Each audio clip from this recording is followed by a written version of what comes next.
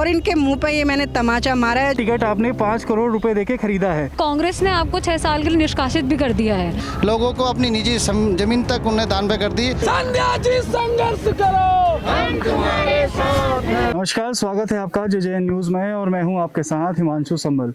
देश में इस वक्त चुनावी माहौल चल रहा है और विधानसभा चुनाव होने में अब 15 दिन का समय भी शेष नहीं रह गया है।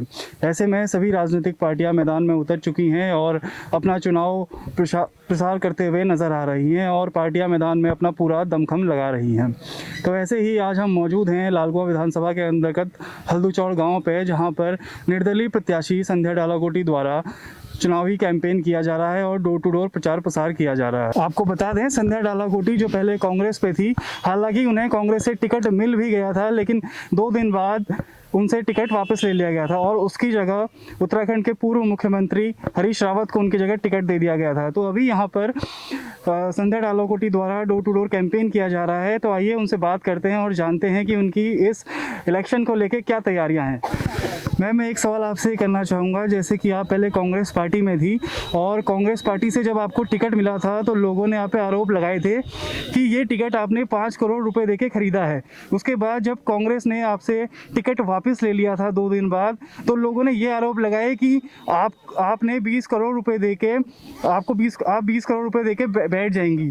तो जैसे आप निर्दलीय इस मैदान में उतरी तो आपने लोगों के मुँह पे तमाचा मार दिया है। तो आप उन लोगों को क्या संदेश देना चाहेंगी अपनी तरफ से? देखिए, सबसे पहले तो जब मैंने राष्ट्रीय पार्टी से 5 करोड़ रुपए में टिकट खरीदा होता तो मैं आज चुनाव लड़ रही होती। उसके बाद 2 दिन बाद मेरा टिकट ले लिया। उसके बाद फिर ये अफवाह चलाई कि संध्या डालाकोटी मैनेज हो रही है, 20 करोड़ रुपए में मान गई।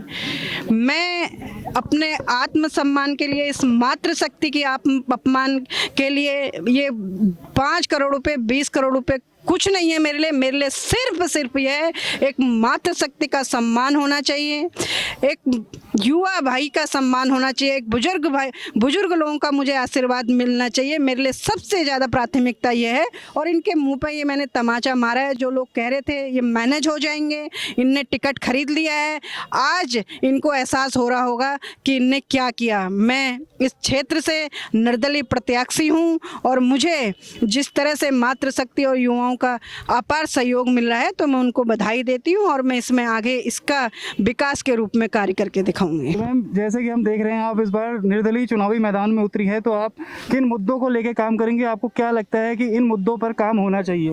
देखिए, सबसे पहले तो हमारे जो युवा भाई लोग बेरोजगार हैं, सबसे पहला मेरा प्राथमिकता युवाओं के रोजगार के लिए। जो हमारी यहाँ पर सेंचुरी पेपर मिल है, इसमें बाहर के लोग नौकरी करते, तो हमारे इस क्षेत्र के स्थानीय लोग को उसमें रोजगार मिलना चाहिए। दूसरी बात, महिला सशक्तिकरण। और तीसरी बात, बिंदु खत्ता का राजस्व गाँव, लालकुआं में मालिकाना हक, लालकुआं में ओवरब्रिज, और जो ये NHAI की रोड है 15 साल से इस तरह से यहाँ पर क्षतिग्रस्त है, किसमें कई हमारे भाइयों के बहनों के एक्सीडेंट हो चुके हैं।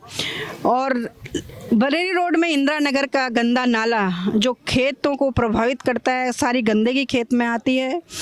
और चोरगली और गौलापार की बात करूं तो गौलापार में 2 ग्राम सभाओं में, एक नकेल में गौला पुल और विजयपुर में गौला पुल का निर्माण, और जो हमारा सितारगंज रोड है उसमें सेरा नाला पड़ता है तो उसमें पुल का निर्माण, और जू का निर्माण रुका हुआ है। हमारा अंतर्राज्यीय बस अड्डा है जो उसका निर्माण रुका हुआ है। हमारा जो इंटरनेशनल स्टेडियम बना उसमें एक भी खेल नहीं हुए, वो कराऊंगी। और जो हमारे बच्चों के लिए ITI बनाई थी चोरगलिया में, उसमें अभी तक का एक भी बच्चे ने शिक्षा ग्रहण नहीं करी, तो उसका काम सुचारू करूंगी मैं आखिरी सवाल आपसे करना चाहूँगा कि पिछली सरकारों ने बिंदु खत्ता को राजस्व में लाने की कोशिश करी थी, लेकिन पिछली सरकारें इसमें नाकाम रही थी, और आप अगर इस बार चुनाव जीतती हैं तो आप उसके लिए क्या काम करेंगी? देखिए, बिंदु खत्ता राजस्व गाँव के लिए जो भी पार्टी आई इसमें उन्होंने कहा हम बनाएंगे हम बनाएंगे हम बनाएंगे, लेकिन बनाया किसी ने नहीं, लेकिन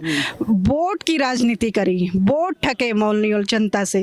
तो मैं ये कहना चाहती हूँ अगर जनता मुझे मौका देगी तो मैं इसको राजस्व गांव बनाने में पूरी कोशिश करूँगी। तो हमारे साथ लालकुआं से जो प्रत्याशी निर्दलीय प्रत्याशी है संध्या ढालोकोटी जी मौजूद है, तो आइए इनसे इस बारे में कुछ बातचीत करते हैं। मैम, आप यहाँ से निर्दलीय आप लड़ रहे हैं, आपने इतने साल कांग्रेस में सर्व किया, उसके बाद तो आपको क्या लगता है कि लालकुआं की जो जनता है वो अभी भी आपको उतना ही प्यार देगी जितना पहले दे रही थी? देखिए, मैंने 20 साल इस लालकुआं विधानसभा में सामाजिक रूप से कार्य किए, मैं ब्लॉक प्रमुख के पद पे भी रही, लेकिन मुझे राष्ट्रीय पार्टी ने टिकट दिया और उसके बाद 2 दिन बाद मेरा टिकट काट दिया गया।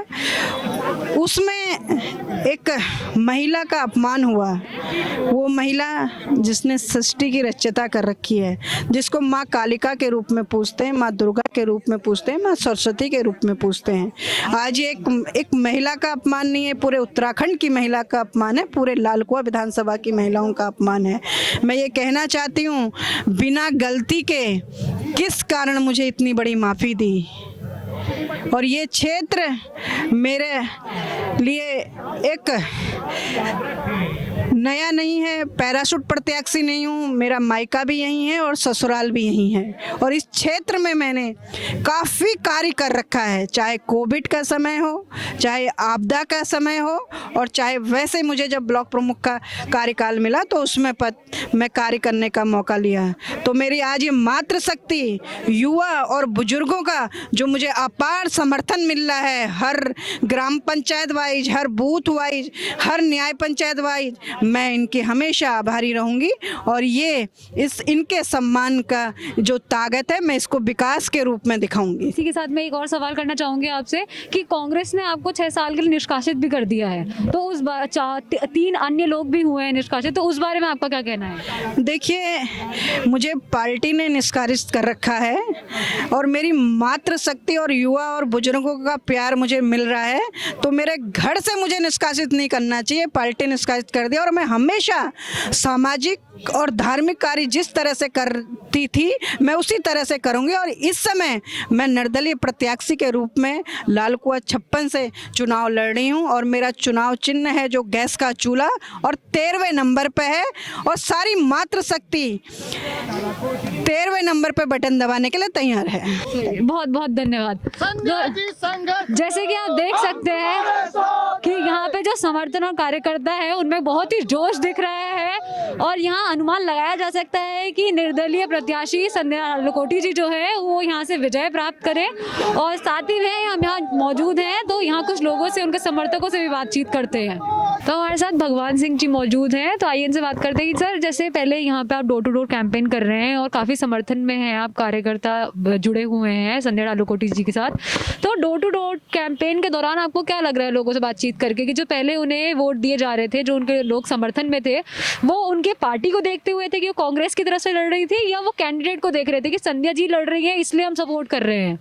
धन्यवाद जे न्यूज का, आपने बहुत अच्छा क्वेश्चन पूछा। पहले तो केवल एक प्रत्याशी को देख के भी और पार्टी को देख के केवल पार्टी वाले थे, कांग्रेस वाले।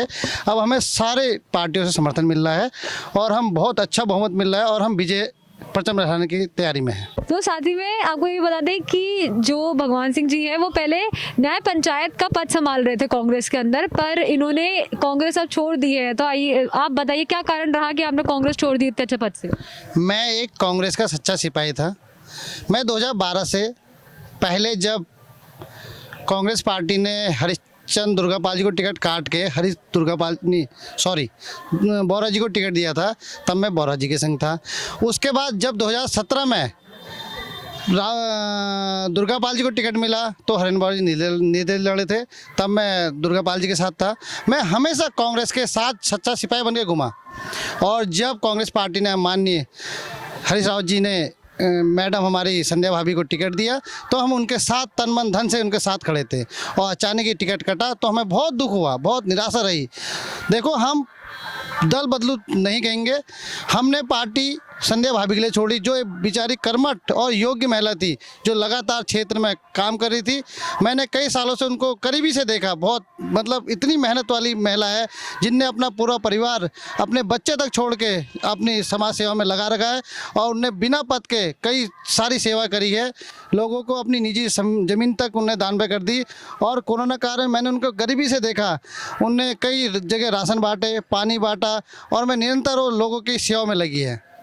अच्छा, साथ ही में जब भी विजय संकल्प यात्रा चल रही थी तो हरीश रावत जी के साथ संध्या जी जो है कंधे से कंधा मिला के पूरा कांग्रेस का जोरों शोरों से प्रचार कर रही थी और उसके बाद ऐसा कदम उठाया गया कांग्रेस द्वारा कि उनसे टिकट ले लिया गया वापस देने के बाद, तो उस बारे में आपका क्या कहना है?